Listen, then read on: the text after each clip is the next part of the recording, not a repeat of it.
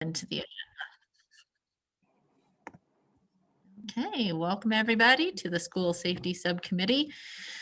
17th of March, we're moving right along here into spring. And so here we are. Lauren's going to share with us the agenda and what we intend to run through today. I have one small adjustment to it to discuss. Maybe, can you guys see that? We can. Okay, so we offered some, well, we're going to review the agenda, which is what we're doing now. And then we're going to talk about the current recommendations that we forwarded to the full commission last week and some potential adjustments that came up when we talked with the PD and the Promising Youth Project leadership. I'd like to go through the goals and draft criteria if we have time today. One thing we were asked to consider in the subcommittee this week is because we want to put a bow on the conversation around a new member, which has been floating out there forever and ever, and we never seem to get to it on our full commission agenda. And so we were asked to do a little bit of brainstorming in this group to see whether A, it's appropriate to bring someone else on this far into the process. And B, if we do feel good about that, what community that person might represent, and if we have any ideas on who that could be, so that that conversation at the full commission can actually happen and we can make a decision on that. So we were asked to talk about that. And then the other thing that Moises reminded me of after I sent this out was that if we do get Weston on this call, hopefully we will, that we want to cover or keep going on our discussion about the new position at the city and how exactly we want that to look based on what we can glean from these other positions and what's appropriate. So that is what we have on our agenda for today for the next hour. With that, does anybody have any thoughts or additions or anything off the top that we need to discuss before we jump right into this agenda? Nope. Okay, then I wonder if we can stop sharing this so we can all see each other's faces a little better for those who are sharing video. And then, oh, we do have Weston. See, I didn't see that because I was in the other view. So maybe Moises and Nicole, do you want to talk about, so I can frame it up and then we can talk about the content of what happened in that meeting. So when we presented our newest recommendations last week in full commission, we got some follow-up from Chief and from others about some tweaks that they wanted to suggest or some adjustments that they felt might be appropriate to that recommendation. And so we met with the chief and wanted to bring that to everybody here, that information to everybody here, so we can contemplate what we might want to do with that information that was offered on that. So I don't know, Nicole, Moises, do you want to jump in? Which one of you feels motivated? Cover about it. Okay. I'll talk about the areas and then y'all can just jump in as needed. Is that cool? Yeah, there was a concern of because one of the recommendations was to move the PYP into from PD into the city based on a variety of concerns. And so after we talked with them, they addressed all those concerns and why it would be best to keep it in the police department, to keep the Promising Youth program. Just a reminder, the Promising Youth program is a crime prevention, gang intervention program that's run by social workers. And so I'm going to go down on the list of basically what they had addressing some of those issues. One of the main issues that they have concern is PYP is fairly new, and it's not fully like structured and running. So they worry that if it does go into the city, that they may not be able to have the mentorship and the guidance and somebody to champion them. As Sergeant Tierlink, he has been he's a supervisor, but he also is very protective and wants to ensure that it's running. So they would really like to keep it in the police department to ensure that at least that it gets well underway with a good foundation. Another one was they have two grants. One is from State Board of Education that is given to the school district. We generally call it the gang grant. And then the other one is the COPS grant. And both of those were given to the police department, not necessarily to PYP only, right? So if we were to move it to the city, the COPS grant may be maybe nearly impossible because it is a lot of law enforcement based. The USBE grant, the gang grant, may be able to move it, but it may take some wheeling and dealing, and it may take a while. And so we wouldn't be able to move that money right away. So that was a concern. Therefore, the city would have to come up with the money fairly quick to be able to fund the social workers that are already there. They still have two positions that they're working to hire. Another one is they do like, what's nice about having them in PD, and this is one of the things I really did like, is the SROs and the social workers work much closer together like that. There used to be a program called Choose Gang Free. It's still around, but it's with the county.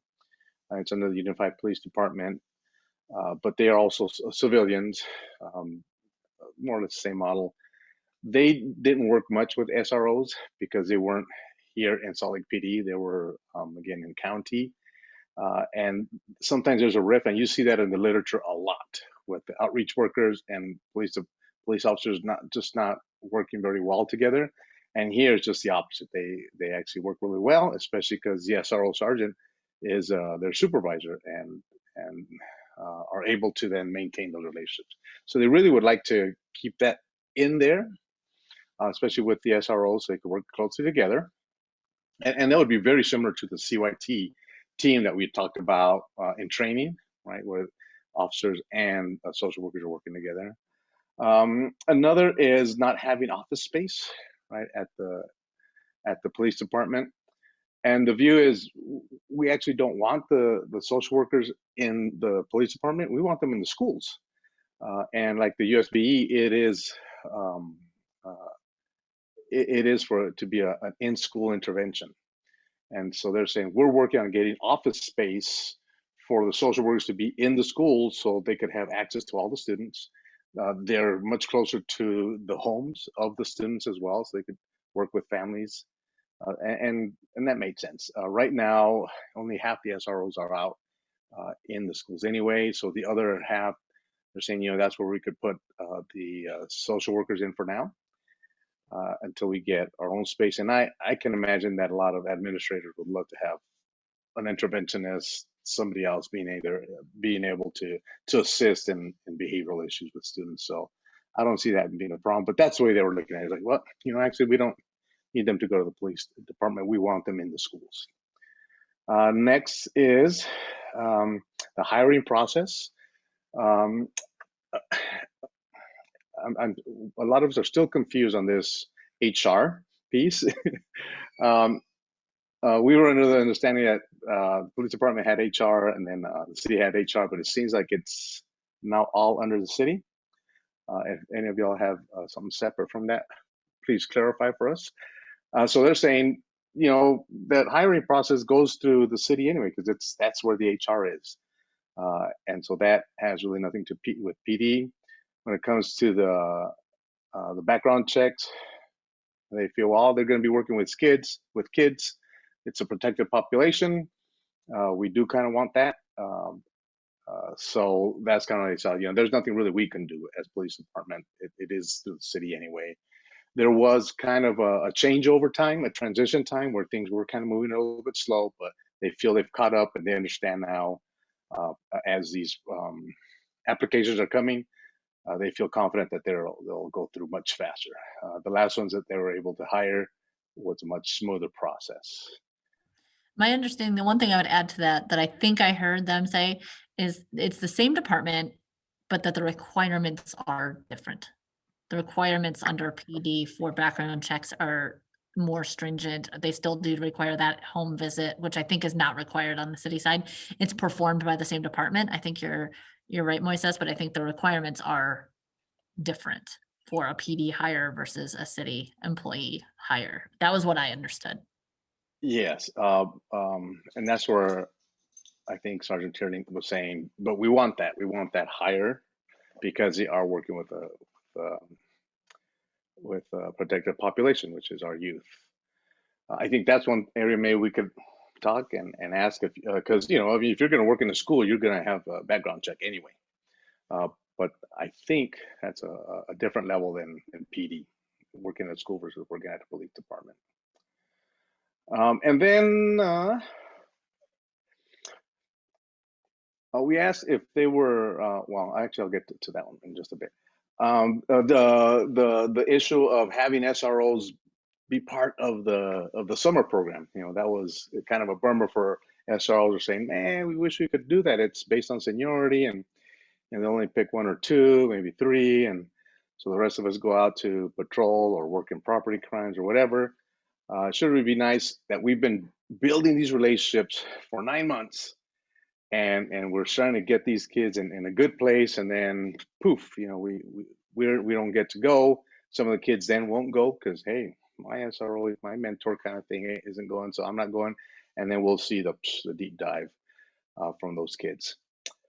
Well, they're saying, well, the school district has agreed to make it a 12-month contract rather than just a 9-month contract, and therefore all the SROs are not able to attend.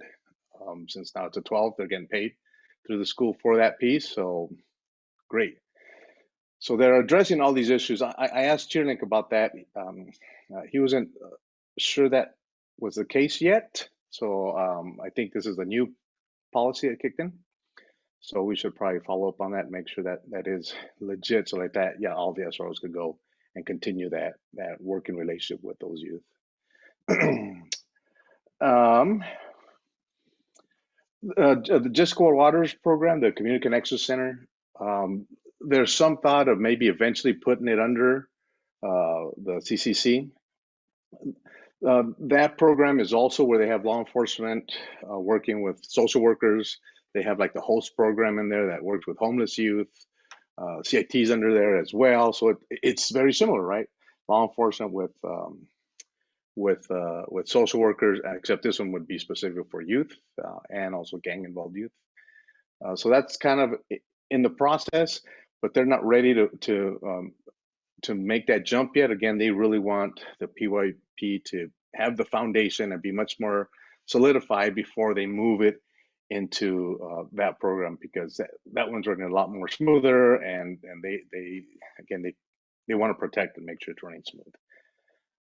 We talked with Ashley, who's the director, and she was fine with this because they addressed a lot of the issues. The funding piece, they're able to fund the equipment that they need now. So they have that. My concern still was that they're on soft money, meaning they're running through grants. So they're always going to have to be writing grants. And you can't direct or manage a program if all you're doing is writing grants. It's very difficult. The COPS grant got extended for 1 more year, so they have 1 more school year, meaning in the spring of probably around June of 2022, they'll run out. The USBE grant, that one goes for 3 years, and then they have to re-up. So I would recommend,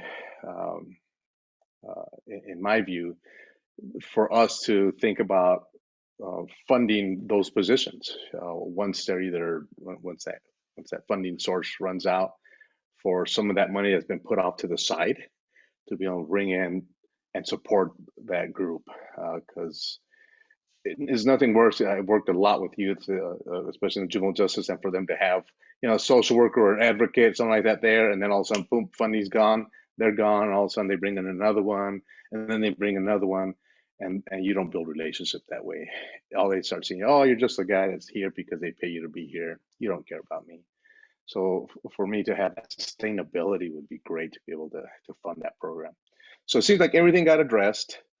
And if they would still stay in the police department. Anything else you guys want to add to that, Nicole, Shimon? So to me,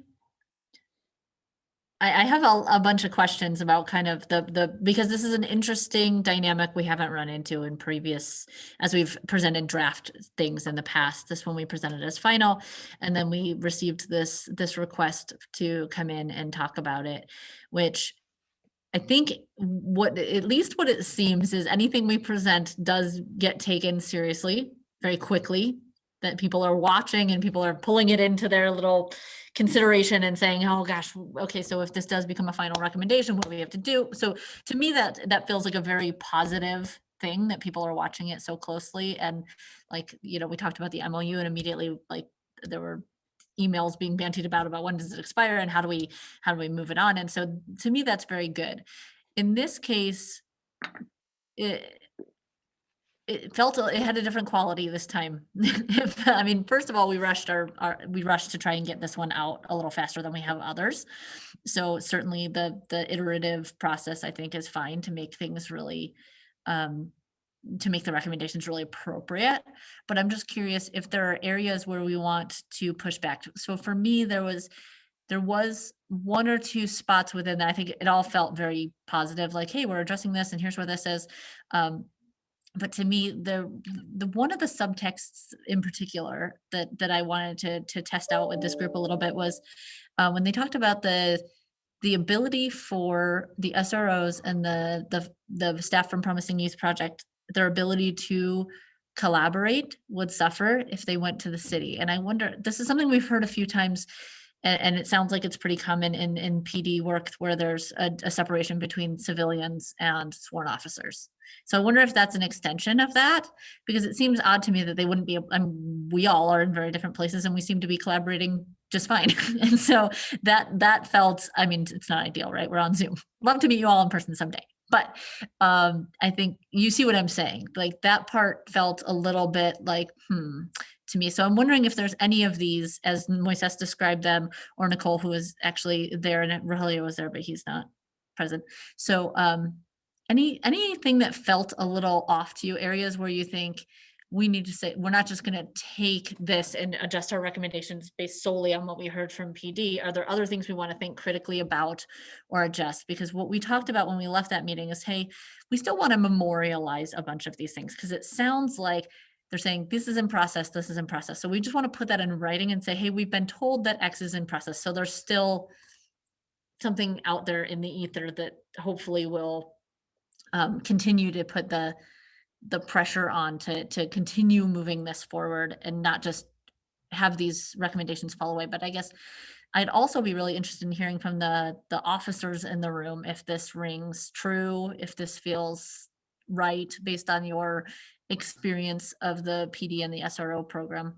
Any questions or thoughts on this interaction? Can I speak up real quick? Please. I was a former SRO. I was at West High School for 4 years, and I wish we would have had this program. And I think with keeping it together is that you're all working for the same organization. So you all have the same goals that you're trying to reach. When you try to separate things, sometimes their boss might want them to do something, which is not what my boss wants me to do. While if we work together, we're working towards the same goal, which is the youth. And with this Promising Youth program, it's been in the process for quite some time. And I think, unfortunately, there was a little bit of misinformation provided to you guys. And I know Sergeant Tierlink has been working hard on this. He was an SRO before he was a sergeant, and he kind of just transitioned into the SRO sergeant. So this vision has been moving forward for a long time. And it was just some little tweaks in making sure the right people receive the right information, that this is already happening. Not that it's in process, but it is happening.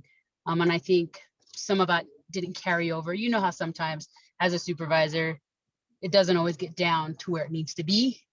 And I think that's what happened in this situation here. But I think it's, you guys have to do what you want to do, but I just wanted to hear your spiel from at least from my end, from the police department. No, I appreciate that. And I hope that,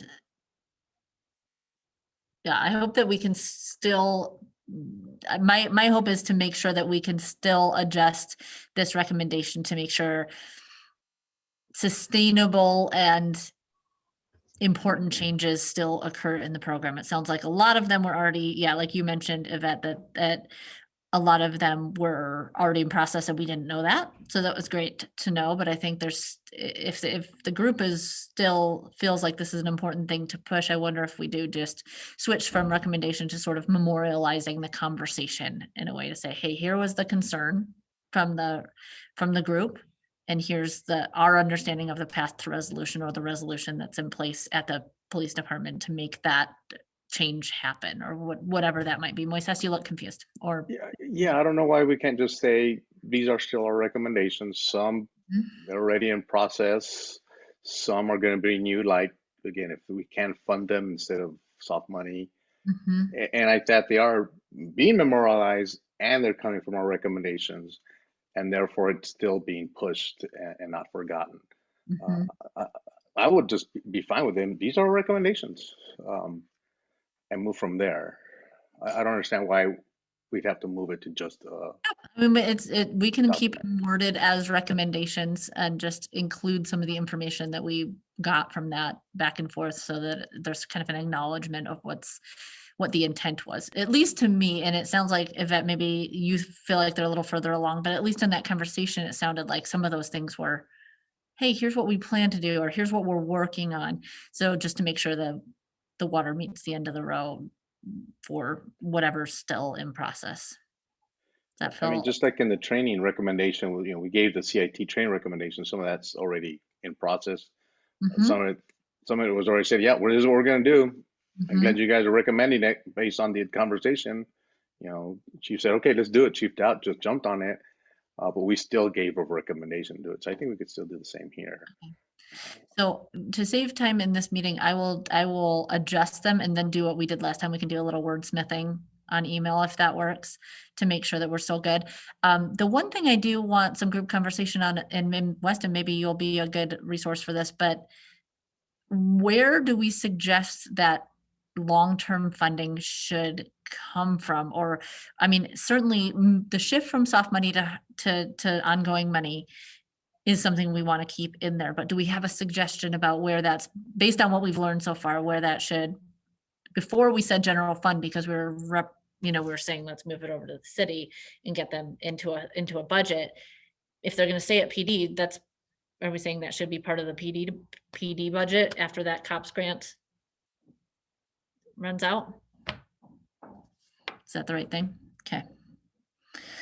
Well, did they say that they have that 2 million dollars that they took out from PD and put it, and they're just holding it, some of it, to see what recommendations are coming? So I think it would just fit perfect. They would take it out and throw it into PYP. Does that make sense, Weston? Or am I making stuff up? I'm the worst person to ask budget questions to, seriously. but I think it's the intent behind it, right? That you don't like that the funding is not reliable, and that you would recommend it become reliable. I don't know that you necessarily have to say where it's going to come from, but just that you want it to be reliable. And I think that can be considered in all of the budget considerations that are going on. That it should be absorbed into an ongoing budget line item in whatever appropriate budget. Okay. Yeah. All right. Because I think that would get us where we're hoping to go with this one. So any other thoughts from the group? SROs?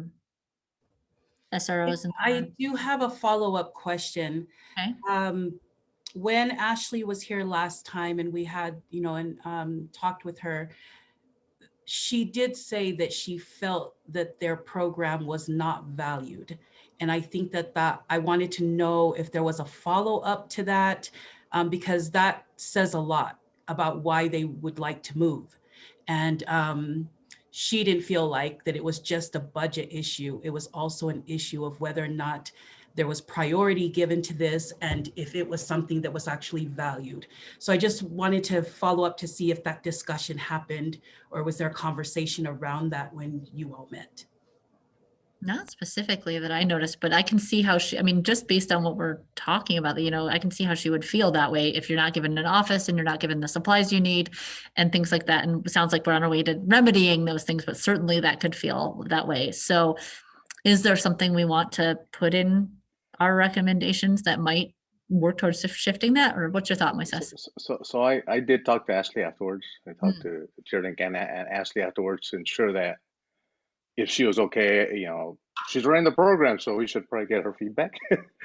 And you know, this the saying, right? If you want to know if what the policy is of an organization or if they're valued, look at their budget, right? If that money's coming your way, they value you.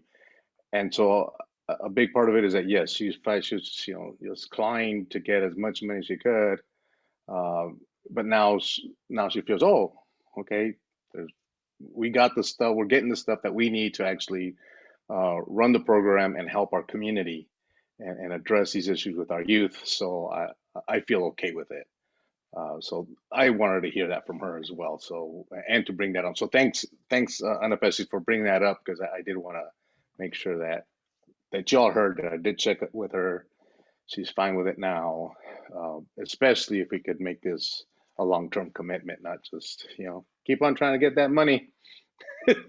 That's hard. Yeah, it certainly is. And I do think putting it into a hard budget makes a statement on their commitment to these, you know, wraparound services also, in addition, you know, when we're talking about school safety overall as a whole. So that's great. Other thoughts from anybody on this one? So this was a fast moving item and there were a lot of moving parts to this, and, you know, some members of our group were privy to it, some were on email. So I just want to make sure that everybody's kind of caught up on where we went with this and is okay with where we're headed with it, because it felt this was a quicker moving one. And welcome back, Commissioner Ahmad. Nicole loved this Oh, thank you. process. She was hoping that we could do this process more often. What's up, Kamal?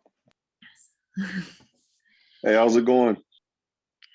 We're glad to see your face and are you back in Salt Lake? Or are you still- Yes. No, I'm back in Salt Lake. Good, glad. Okay, so yeah, with that, we will move on from that one, and I will, like I said, I will commit to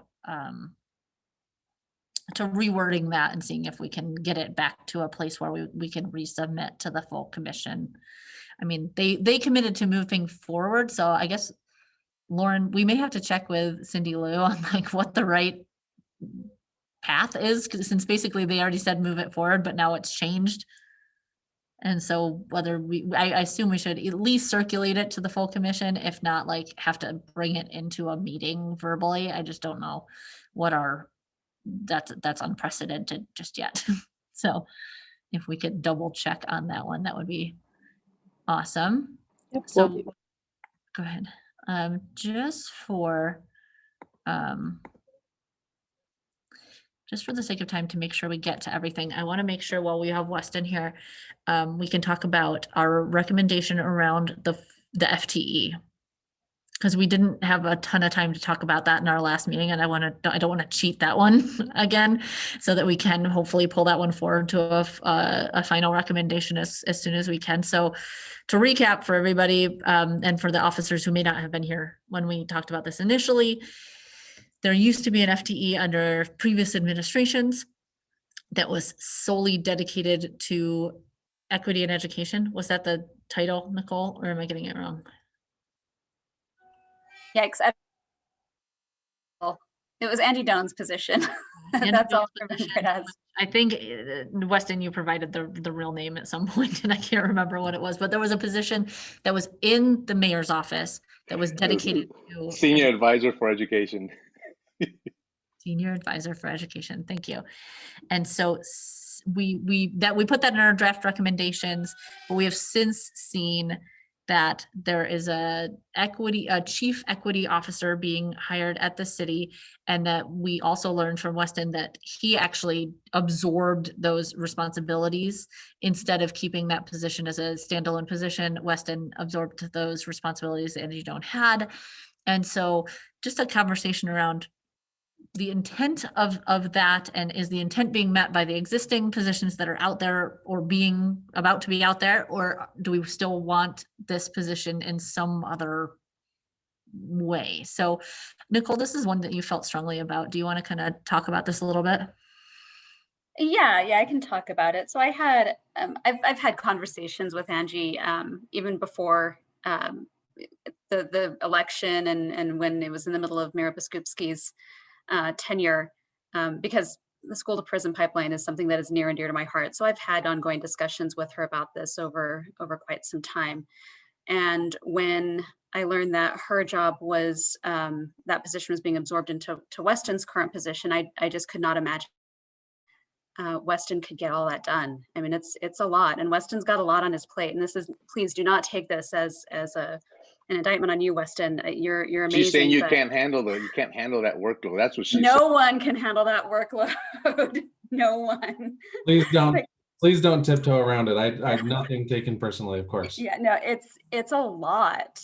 I think it's too much to ask of one person. I do think that this issue is an important issue, and it does need to be one that has the full focus of one individual, and who can really actually interact and can interface with Salt Lake City and work in concert. So to reduce some of the miscommunications that we're having. And it's obvious there are a lot of miscommunications that have occurred.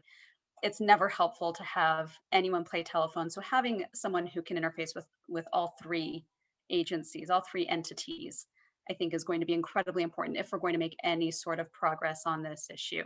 I mean, obviously this is not a small issue.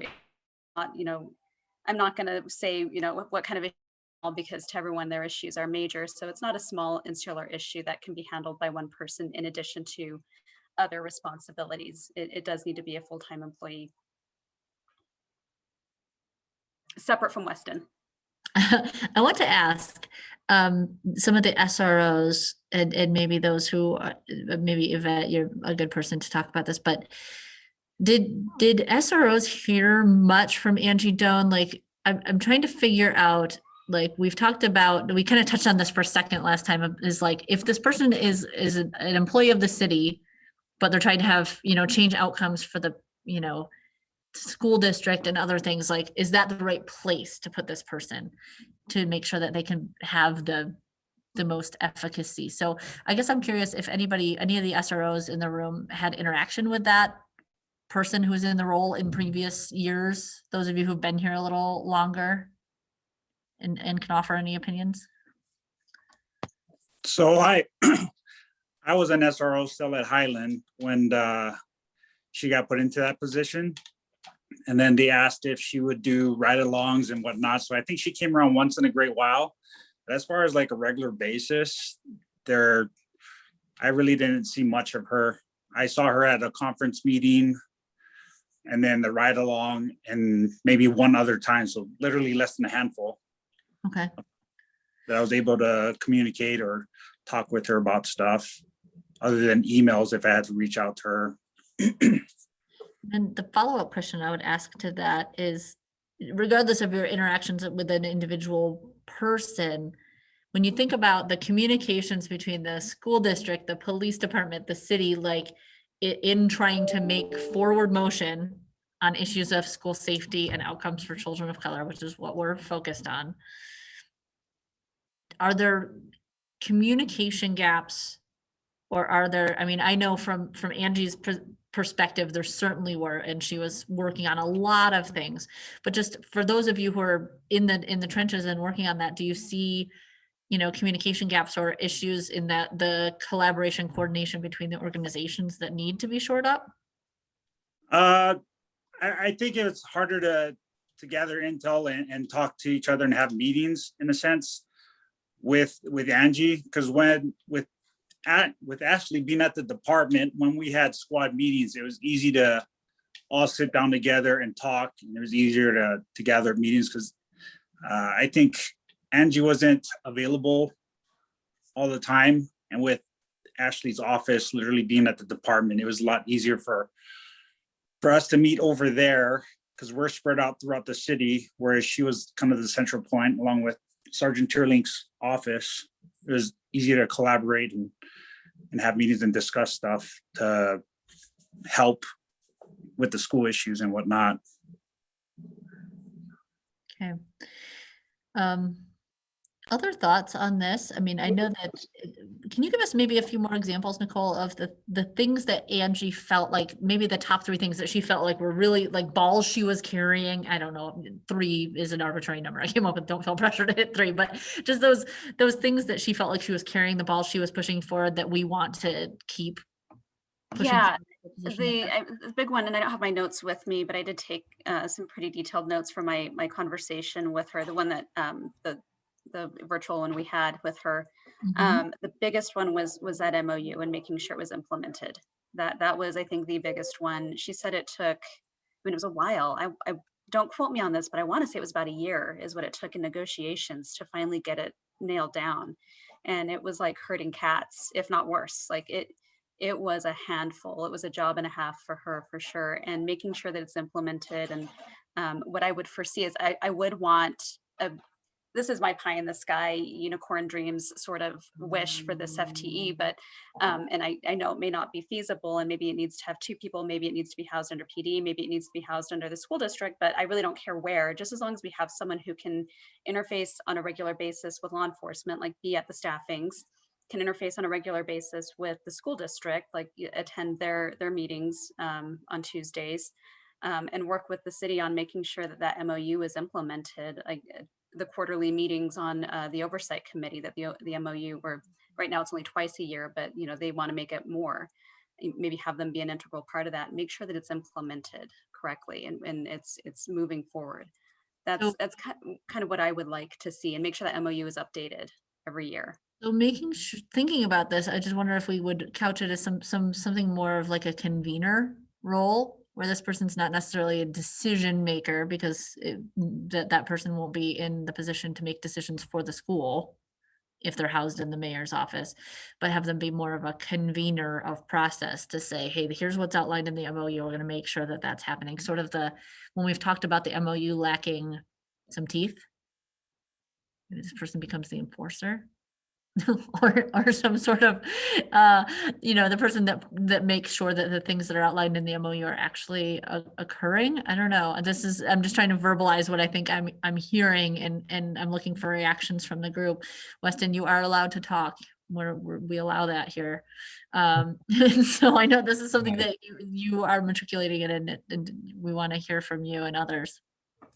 Yeah, I would just say, I think Nicole's right. I do think that the MOU last time was a particularly big revision from what it had been in the past. And I think Angie did spend a lot of time getting it up to speed. And I do think that there is a lot of value in having some oversight over the MOU to ensure that the values that are being discussed here, that Mayor Mendenhall believes, that likely future mayors that are elected will be interested in, are carried out in that process. And I don't know, I honestly don't know who is the ongoing oversight. I do know that the school district has a fair amount of oversight. They've got a few people who regularly are looking at the statistics and the process. I honestly think that there's definitely room for improvement there. In my own personal interaction in our conversations with that group, I think they know that there's some room for improvement there. So I guess it's whether or not you think that having somebody in the mayor's office, having that oversight on an ongoing basis is important, and what would that oversight look like for the MOU, for the SRO stuff, right? That's one piece. And then the other stuff that is my understanding that Angie involved herself in, which are all important things, is, there's an education alliance working with university neighborhood partners, library, United Way, to sort of break down barriers to get kids to access education. Working with the University of Utah, working with Salt Lake Community College, and the school district. The one thing that I would say, just based on my experience there, and this also is not to belittle anybody's time and energy and effort, in my little engagement with that, it has felt like I am, welcome at the table, and I have a voice at the table, but I don't necessarily have say in what happens in most of the places where I'm at. I can seek spaces where the city can be helpful and where the city can interject, but it's not a lot. I mean, the city doesn't have a lot of utility in that space outside of maybe youth and family services, and then the MOU with this stuff. I definitely think there is culturally and historically a space that has been built for an educational liaison from the city to educational apparatus. And I have felt that vacuum after Angie's being left, and it was a lot on my plate, and it still is a lot on my plate. The question that I ask myself is, even if I was able to fill all of that space, would I be able to affect the change? And that I don't really know. I don't really feel like I have the authority to step into some of those spaces. So thinking about that, what that makes me think is just stepping back and thinking about the purpose of this group, right? We're talking about racial equity. And so there's a chief equity officer coming in. So I wonder if we could reimagine the position a little bit to focus more specifically on issues of race or outcomes for children of color or something, maybe give the position a bit more focus in and amongst these other positions that are coming in. I'm just brainstorming. Other ideas, Kamal, you're in the world of education. Does this strike any thoughts for you? Not at the moment. I'm just really just catching up right now. So that's fair enough. But definitely once things come out, I'll definitely have input. What about you, Anna Pacey? I'm thinking about, like, from the education side. Certainly, I mean, I would love to have somebody to keep their eye on this, but I also want to make sure that it's not perceived as a duplication of effort or kind of a, I don't know, figurehead, rather than somebody who's actually digging in and doing important work. My wheels are spinning on this, but I don't have a particular outcome in mind. I'm just trying to figure out what's going on. Anna Pacey, do you have thoughts? No, still kind of processing this. Okay, fair enough. And Siobhan, I do want to say really fast that I am so grateful that you're talking about this and that Nicole keeps championing the idea of school to prison pipeline, because I do think it is incredibly important. And if I felt that I had the authority to make that change from my position, I would do it. And maybe I'm missing it. I will totally admit that I could be missing that opportunity. And so I do not want this perceived in any way that I'm saying don't do this, because if you can find a way and to help me see a path to affecting that change, I am 1000% there.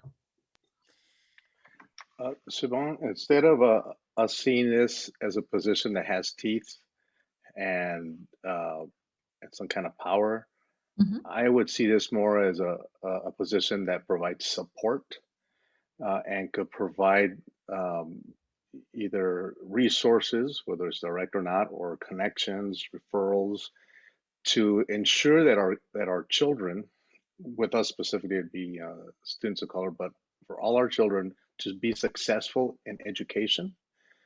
And if that could be their focus, and instead of working with all those organizations that Weston mentioned, maybe it is the focus will be just with UNP. We are ready. Just to start off, we're going to start off with UNP. That is a group that really needs a lot of support.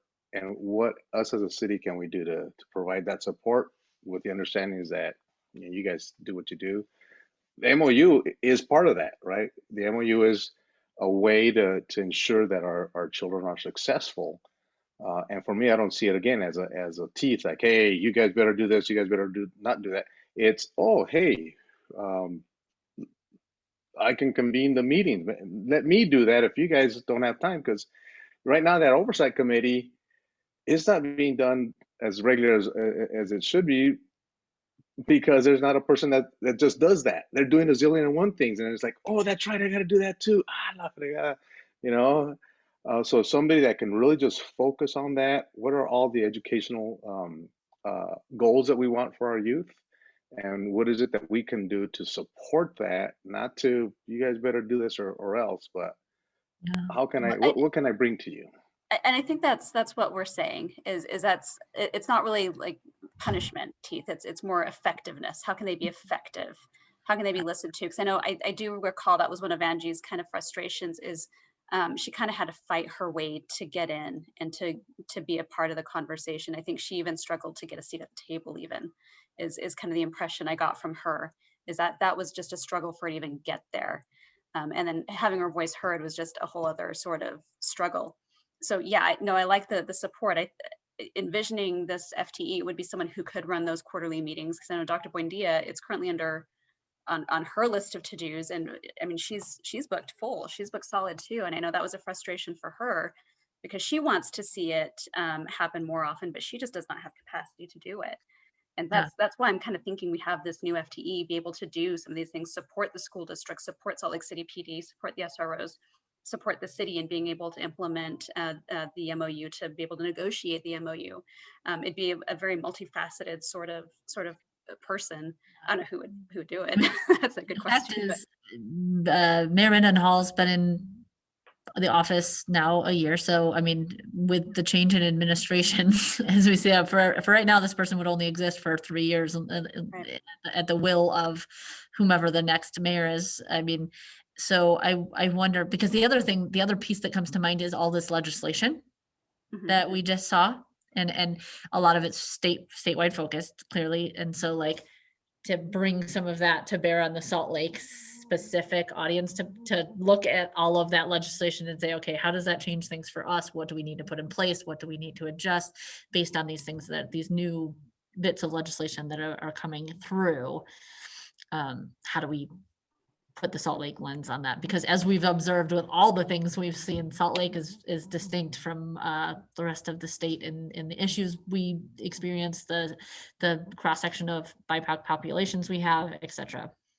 Mhm. Weston, you were leaning in. Were you listening, or did you have something to say? No, I just really appreciated what Nicole and Moises were just saying. And actually, it's an intriguing idea to tie that position more closely with the SRO, like even in the MOU, right? That the city would have a little more, because and I could be wrong. If anyone from PD wants to correct me on this, they would honestly know better than me. But it feels like we've sort of handed it to the school district to manage a lot of the SRO stuff, to the point of them hosting these twice a year meetings.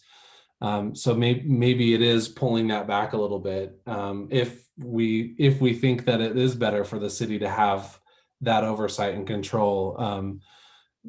And that would be a question for you to contemplate, right? And mayors come and go and things change, and that may be a bad thing, right? I don't know. But that does make some sense. If you want the authority to rest more within the city, then maybe there does need to be somebody, whether they're in PD or in the mayor's office, to manage that more closely, the MOU process. And then I was going to add also, Mayor Mendenhall has done a lot of work in the idea around education stuff, and there might be some more opportunity in a different way than I've known of it before, where a position like this could affect change with youth. The mayor's working on a program right now called My Brother's Keeper, which is an Obama Foundation program that's targeted to mainly boys of color hitting certain milestones along their path, and there are a lot of them are education related goals. It's important to the mayor, and we're talking with United Way and UNP. Moises talked about the sort of connectivity to UNP. I would say if there's one organization that I've worked with more than probably anybody since I've gotten my position, it's UNP. Just tons of work with Jenny Mayor Glenn, and I think there's more that could be done to support that, right? So there's, I don't know, you might be more on to something there than I'm. Promising Youth Project too. I mean, some of this stuff just to make sure that these things are seen through, these things are, and based on what we just talked about with budget reflecting your values, this certainly, like, having a dedicated employee focused on moving these things forward would demonstrate that. I guess I'm still stuck on, does it Is it the mayor's office? Or is it is someone at the PD? Because the PD is a party to that MOU. Like, but we've also heard, you know, being a civilian in the PD is maybe not the friendliest environment. So I don't know. What do y'all think, Moises? This is an education position though, right? Yeah, that's what we've talked about. Is it that it Yeah, would that's- be focused on education? Yeah, I don't know. I think it would be in the city. Okay. Have somebody that has credentials in education, possibly has some juice in the educational community. So where they're going to say, yeah, we want that person here because they know what they're talking about. Dawn, she was an attorney. Uh, uh, she had taught in the past, but when somebody has, I have some people, I just mention their name in education. Yeah, we want them here. And yet they still will know, how to work with PD. And I just think somebody with educational credentials in the city would go a lot farther than in PD. What do you think, Weston? When you think about the challenges that maybe getting at some of those tables or being, seen as somebody at those tables who's in a position to affect change, would credentials change things? Like and not to say it's not appropriate because it is, but I'm just wondering, like, are there other things that we would put into that description to say this person should have a background in education or this person should have a background in X to really dig in and affect the change? Because what do you think? Is there some particular background we would suggest? That's a good question. I mean, from my understanding, there's been some, it's like personality conflicts that has sort of created different access levels. It used to be that the mayor had a much more robust role with the school district and on the school board, or the mayor or a mayor's representative. They even were sat on the dais with the school board and conversed with the school board as they would a school board member. And then it's my understanding that over time they were moved to the audience, and then it just became harder and harder. The Education Alliance I mentioned used to be something that the superintendent and the mayor both attended, and then that kind of went away. And that's part of the conversation around my brother's keeper is bringing that back. And in fact, it is Larry Madden and Mayor Mendenhall who are Superintendent Madden and Mayor Mendenhall who are talking about this program and bringing it back. So perhaps as we ebb and flow that relationship right now, it's going well. I think the city does have a good relationship with the school board and the school district at the moment. So I don't know to answer that question. Perhaps rather than trying to go ahead, Moises. Oh, and we're bringing in a new superintendent. What a great time to jump in and build that relationship. Yeah, and that's what I was going to say. I wonder if rather than trying to describe all the characteristics this person would have, is maybe we can just recommend that the mayor and the new superintendent would come together to determine, that this person can be housed in the mayor's office, but that, like, what would be the very best job description for that person to facilitate that kind of, to move forward the programs we're aware of, and maybe the programs we're not, like, we wouldn't have known about My Brother's Keeper if you hadn't brought that up. So perhaps that's what we say, is that the job description should be a product of conversations between PD, mayor's office, and the school district to come up with the very best job description for that person. And with our input. Yeah, and whatever else we put on our list in terms of our recommendations. I'm not letting go of this one. No. But that, that because if it's unilaterally created, then it's probably already set up for less success than if it's created in collaboration with the three entities. So Lauren, are you writing all of this down? Because it's hard for me to talk and take notes. So I am really appreciating. Someone's taking this down. Yes, I really appreciate as soon as it's over. getting all of this. I know we're recording it too, but I just want to make sure that we have all these details. Go ahead, Wes. What has sounded helpful to me as we've talked about this are these really specific oversight spaces that you would see this person having a hand in, whether it's UNP, the MOU with SROs. We could mention My Brother's Keeper. If you want it just gives some of those specific areas of oversight. I think that would be helpful in helping understand the goals of what that person would be asked to have. Okay. Well, we're getting close on time again, as we do in these meetings. So the last thing I really want to make sure we get to, as we've been asked to cover this, is, and for those who are newer to the group, there's been a vacancy, I think, since I got on. I mean, I don't even know if I ever met the person who formally filled this slot. They may have dropped out the week before we got on. But there was a commission, well, there was a regular commission member who dropped, no, there was a core commission member that dropped out. It was Kamal, I'm right, was moved into that core commission slot. We That's now correct. we now have a regular commission slot that has been vacant for a number of months. And so it is for us to decide what we want to do with that. I think that the original number of commissioners was arrived upon as a function of avoiding ties, right? We wanted an odd number. So yeah, those of you who have been here longer than me need to check me on this assumption. But I guess I want to open a conversation. Do we want to replace that person? One of the suggestions I've heard is someone from the Asian community, perhaps the Japanese community, or one of the other local communities of Asian descent that would, aside from, we already have Luna, we have others, but that was one group that was suggested that we have in Salt Lake that's not represented on this commission. So I put it to all of you. What do you think? Is it too late to join? Do we want somebody new? What do you think?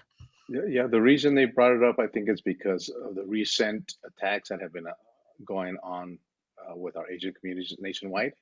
And I think that was one of the kind of the sparks, because I was fine actually the way we're doing it now, because we're not doing those weird rules of Robert or Joe or Yeah, we're whoever not that person is. voting as much as normal. Yeah, and so that really is helpful. We don't. So I was fine without replacing, but with this, I think that would be a good community member to bring in. I have reached out because I do think the South Asian, Southeastern Asian, like Vietnamese, Laotian, they run into a lot of the issues that other minority groups run into.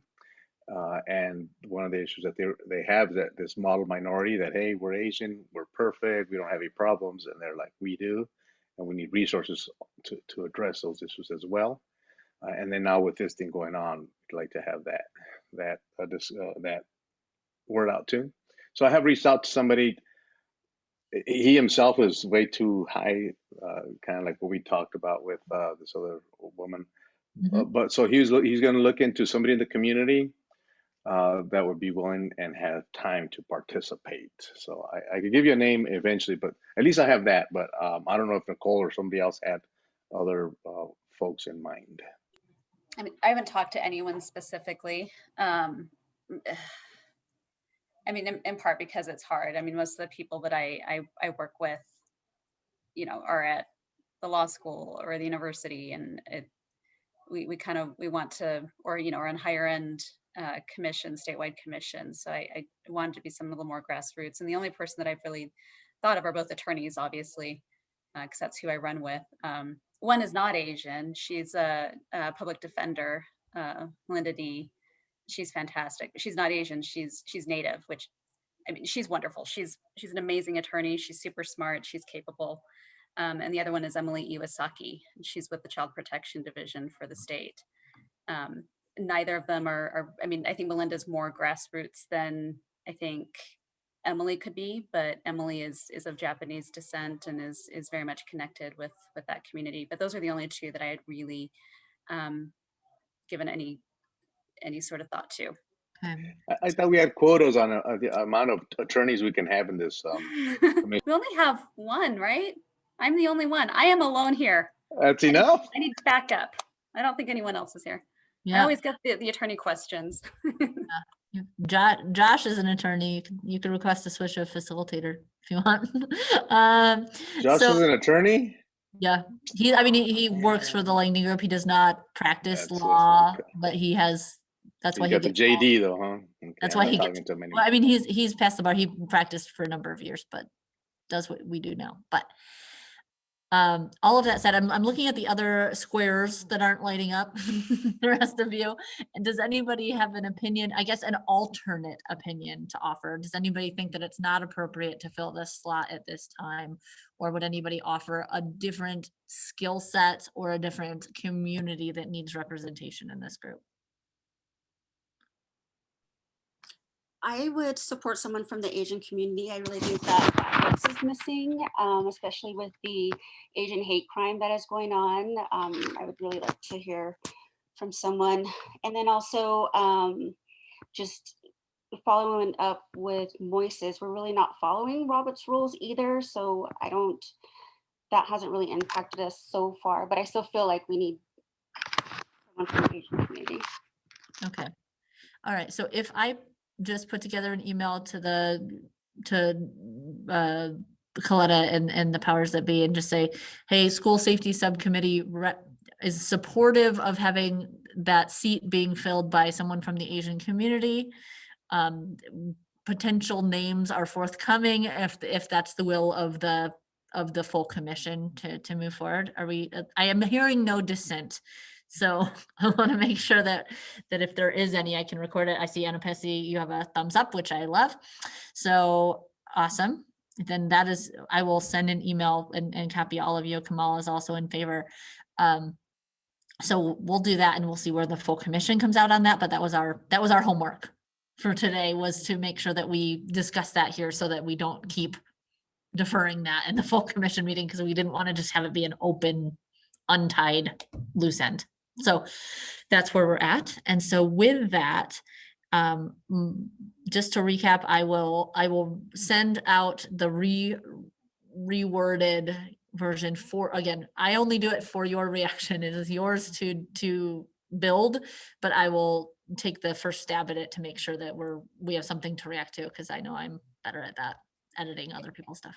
Can you add in there what we discussed about the FTE? So maybe we can get that sent to the full commission as well. Keep that one moving. So I will take the draft FTE one that we've sort of put on the back burner, and I'll pull that one forward and see if I can't pull some of Lauren's lovely notes into that and send the two of them.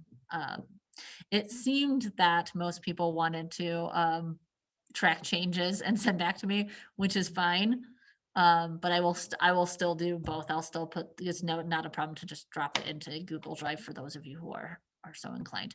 So I will do that. I'll try and do it as quickly as possible, but time always gets away from me, but I will do it as quickly as I can so that we have some time to edit and discuss over email. I'll just encourage everyone, including the officers who are present, to please put your notes in there. And if because I personally think that last one, I mean, some of the stuff we learned about you all not having access to the students over the summer, I mean, really already you've brought value to the group. So please do voice your opinions in there, make a comment, reply to an email. We want to hear your voices. I think it does make our recommendations stronger in the long run. Yes, please talk to us. Yes. I can't speak for anybody else, especially Moises, but I don't bite. Promise. Yes. Okay. Well, thank you again for our officers in being here. Yvette, I'm going to ask, I see Detective Yuema and Amy Navarre on, and we had, and we have Lamar's on, but we had one other person, Dan, I don't have his name. Carlson, yeah. Dan Carlson had a doctor's appointment. Okay. I just wanted to make sure, because I know we had talked about like the number of people and that we're still addressing things to that person and they're still in our mix. Okay, great. Yeah, he texted me earlier today. Sorry. No problem. Thank you. All right. Well, thank you, everyone. It's been another productive meeting, and do always feel free to reach out between meetings. There are some who avail themselves of that, which I think is great, just to say, hey, don't forget about this, or make sure we get this on the next agenda, because I am just bringing forward what I'm remembering week to week or what we have all talked about. But if there's other issues that we haven't talked about yet and that are important to you and you want to make sure get on our agendas, reach out to me. And I mean, I work for you. So you tell me what to do. And despite all my chit chat, that's, I am at your will. So tell me if there's things that you feel strongly about that we haven't touched on yet, please let me know. Okay. Oh, I've overly empowered Moises. Okay. Well, thanks everyone and have a wonderful evening. Thanks for being here. See Thanks, y'all. everyone. Bye. Bye. Thank you. Yeah, but